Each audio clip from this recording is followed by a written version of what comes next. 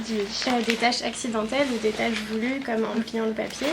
On s'est rendu compte, par exemple, qu'en pliant le papier, ça faisait quelque chose de très symétrique, donc ça rappelait le côté humain où on a la même chose des deux côtés, quoi.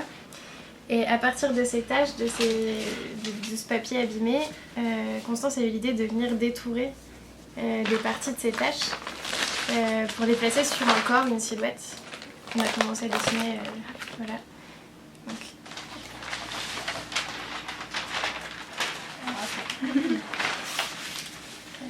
Quelques tâches encore.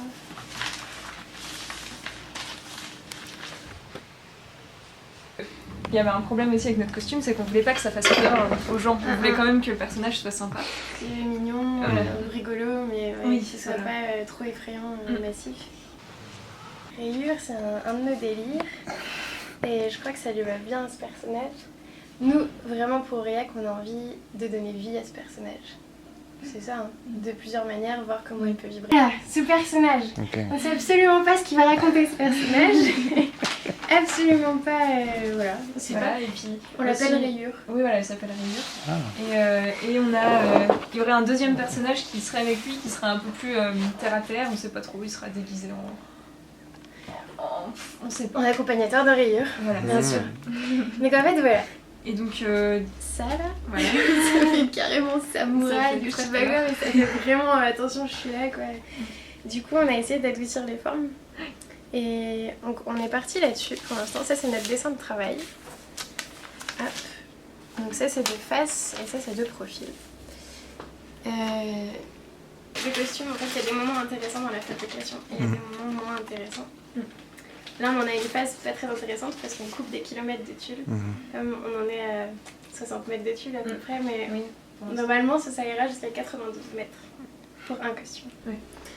Et en fait, ce costume se fabrique par des strates de tulle posées à l'horizontale, comme ça, les unes sur les autres, qui sont froncées, donc très denses, voilà, qui se soutiennent les unes aux autres.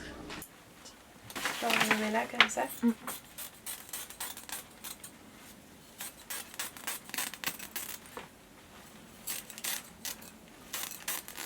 Donc voilà, on est parti sur ce dessin technique où on a mesuré, on a mis des chiffres, voilà, chaque moment où le volume devient plus grand, plus creux, etc., etc.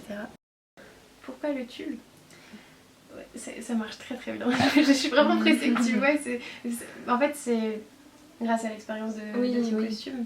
Oui, bah en fait moi c'était l'année dernière, il fallait que je réussisse à créer un pantalon qui rappelle à la fois le jogpur, c'est un pantalon d'équitation qui est un peu gros, qui est resserré au niveau des mollets et un peu large comme ça, et qui rappelle aussi le postérieur d'un cheval. Et donc ça faisait que de face ça ressemblait à un jogpur et de profil c'était le profil. C'était volumineux et ça faisait vraiment une croûte comme ça, creusant le dos. C'était très intéressant comme... Et donc c'est pareil, ça se sculpte. Bon, il y a plein de calculs avant à faire, mais... et voilà.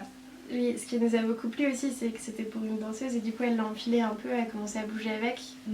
Et dès que tu bouges, en fait, les strates de tulle, elles vivent quoi, en même temps que ton corps. Et ça, c'est assez magique à porter aussi. Quoi. Mais pour nous, c'est un défi quand même, parce que c'est quand même très long à faire. Et donc ça fait déjà 3 semaines qu'on est dessus. Non pas en se voyant tous les jours 15 heures, quoi, mais quand même. Et rien que les calculs, rien que kilomètres de tulle à couper, voilà, c'est de la belle manipulation. C'est passionnant à faire, mais ça me plaît. Et c'est une aventure en fait.